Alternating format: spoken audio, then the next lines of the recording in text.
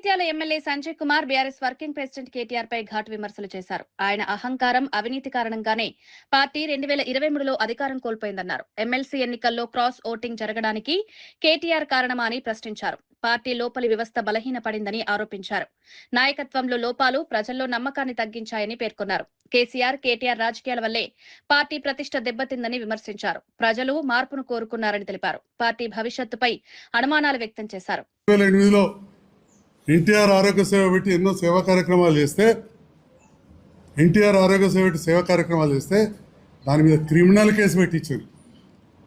రమణ గారి కుటుంబ సభ్యుల మీద, మిత్రుల మీద క్రిమినల్ కేసు పెడితే పోలీస్ స్టేషన్లకు పోవాల్సి వచ్చింది, ఎంక్వైరీ ఎదుర్కోవాల్సి వచ్చింది. ఇక్కడ నుంచి ప్రణబ్ ముఖర్జీ గారికి కూడా లెటర్ పెట్టించారు ఫ్రాడ్ అయిందని చెప్పి. తెలియదా రమణ గారికి ఈ విషయం? ఇవాళ బీఆర్ఎస్ యువత పింక్ కలర్ కుర్చీలు వేసుకుని వాణినగర్లో కూర్చుంటారు చెట్ల కింద. ఆ కుర్చీలు తీసి మున్సిపల్ ట్రాలీలు వేసి ఊరవతల వారేసింది. మేమందరం కొట్లాడినాం అప్పుడు.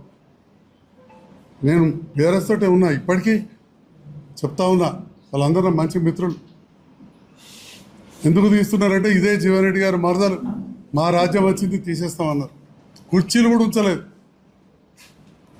మా సోదరుడు రాజేశ్వర రెడ్డిని ఎస్సీ ఎస్టీ క్యాస్ట్లో దామోదరరావు గారి మీద డీజీపీ దాకా పోయారు. చిన్న చిన్న డీలర్లను కూడా డీలర్షిప్లు తీసేసారు. కొంతమంది ఉద్యోగస్తులు అప్పుడున్న ప్రభుత్వానికి అనుకూలంగా మంచిగా పనిచేస్తే వాళ్ళు ఈ జిల్లాలోనే ఉండొద్దని చెప్పి ట్రాన్స్ఫర్ చేయించారు.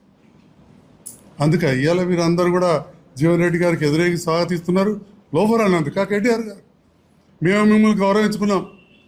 ఎన్నాడు మాట్లాడలే, మీ దగ్గర నేను ఎన్నడూ కాఫీ తాగలే, మీ ఫామ్ హౌస్ ప్రభుత్వం వచ్చేంత వరకు నేను ఎన్నడూ వెళ్ళలే.